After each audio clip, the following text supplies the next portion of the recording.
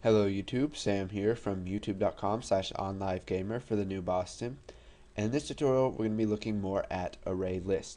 Now if you remember in the previous tutorials we looked at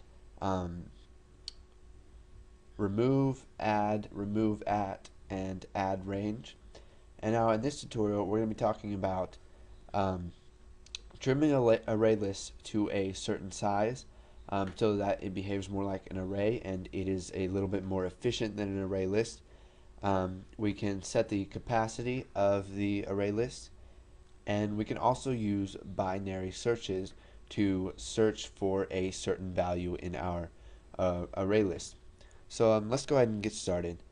Let's go ahead and set the capacity of our array list. Now what we can do is down here we can type my, or let's do it under form1 load. So we'll come over here, and now what we're going to do is we're going to type my array list dot, and you can see here, as I've said before, there's a whole bunch of stuff here.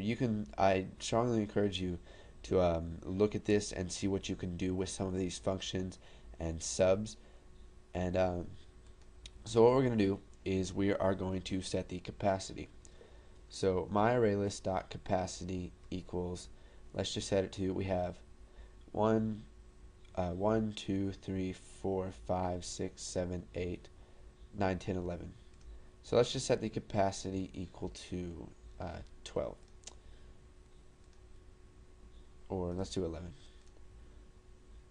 So now if we go ahead and run this, let's type message box, and then we will type my array list dot,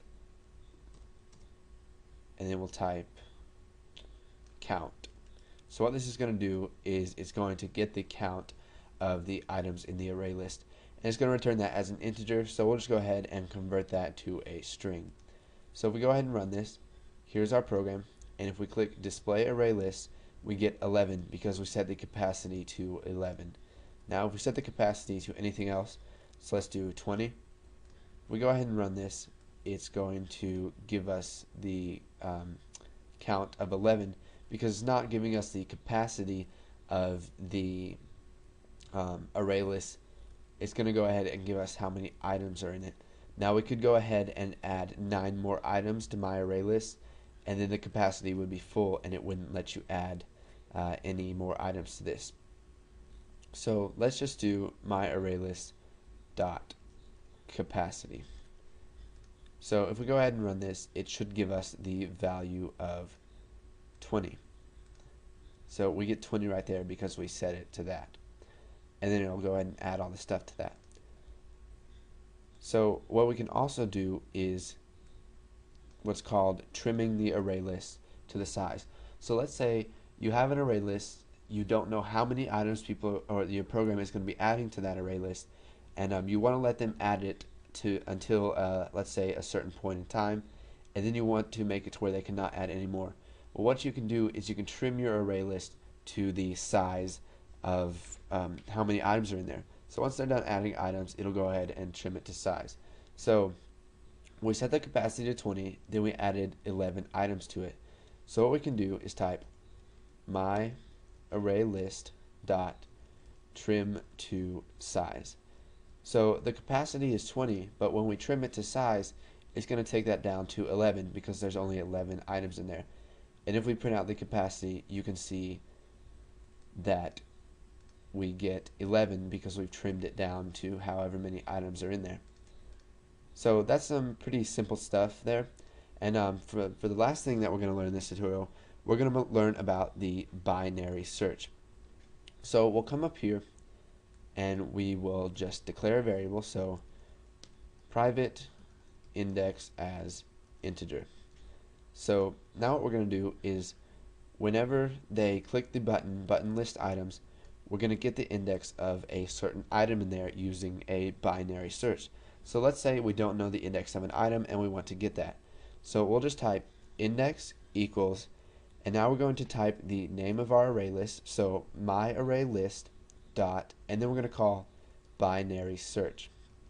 And if you read the description of this, it says searches a range of elements in the sorted system.collections.ArrayList for an element using the specified comparer and something else there. But anyway, what you need to get from this is that inside the arguments, you're searching for a value. Now, this could be a string or a number or a data type, an object. So we'll just go ahead and search for Sam. So it's going to search for Sam and it's going to return the index to us. So down here we'll just message box index and we'll convert that to a string. So if we go ahead and run this, click display array list, looks like we're getting an error here. Failed to compare two elements in the array. Okay, so I found our error here and what we were doing wrong. You can see that we added Sam to our array list, but when we add range my array, add all the items in my array, you can see that Sam is already existent in that. So I'll just go ahead, remove this right here, and then we will stop the debugging. And we'll go ahead and run this again, and we will click display array list, and it returns the index of 7. So go ahead and practice trimming array lists, setting the capacity, doing binary searches, and whatever else I taught you in this tutorial. And once you got that down, go ahead and move on to the next tutorial, and thanks for watching.